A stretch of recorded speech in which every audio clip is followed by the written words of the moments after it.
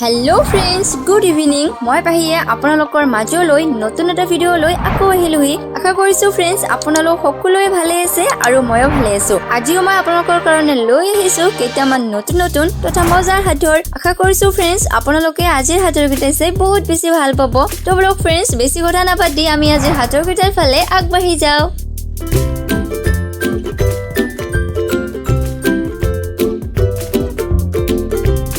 আমাৰ আজি প্ৰথম হাতৰ এনেকুৱানো কি বস্তু যাক প্ৰয়োজনত পেলাই দিয়া হয় আৰু প্ৰয়োজন নহলে কুচাই ৰখা হয় ইয়াৰ উত্তৰটো বাৰু কি হ'ব আপোনালোকে কমেন্ট কৰি জনাব।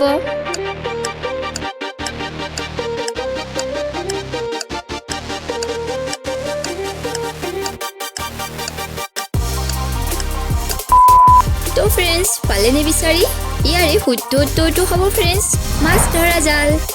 আমাৰ আজি দ্বিতীয় হাতৰ এনেকুৱানো কি বস্তু যাক খাবলৈ কিনো কিন্তু কেতিয়াও নাখাও ইয়াৰে শুদ্ধ উত্তৰটো আপোনালোকে কমেন্ট কৰি জনাব।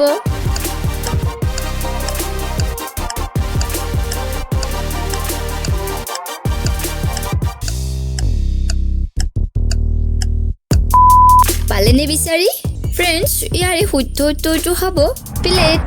আমাৰ আজি তৃতীয় হাতৰ ফ্ৰেণ্ডছ ইয়াত থকা অমিলটো বাছি উলিওৱা।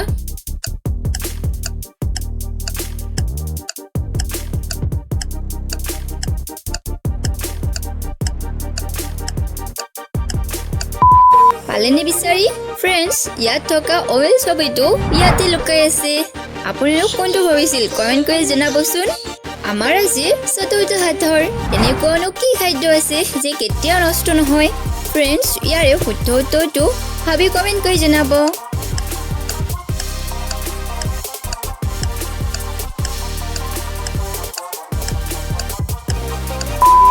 পালেনে বিচাৰি ইয়াৰে শুদ্ধ উত্তৰটো হ'ব ফ্ৰেণ্ডছ মধু।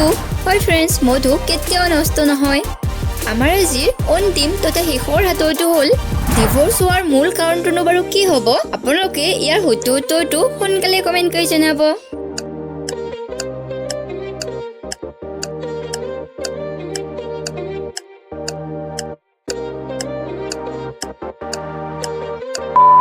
পালেনে বিচাৰি ইয়াৰে শুদ্ধ উত্তৰটো হ'ব ফ্ৰেণ্ডছ বিয়া।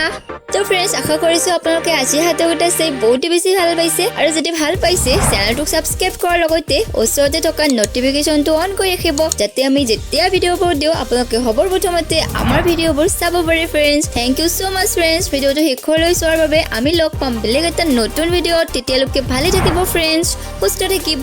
জয় আই অসম।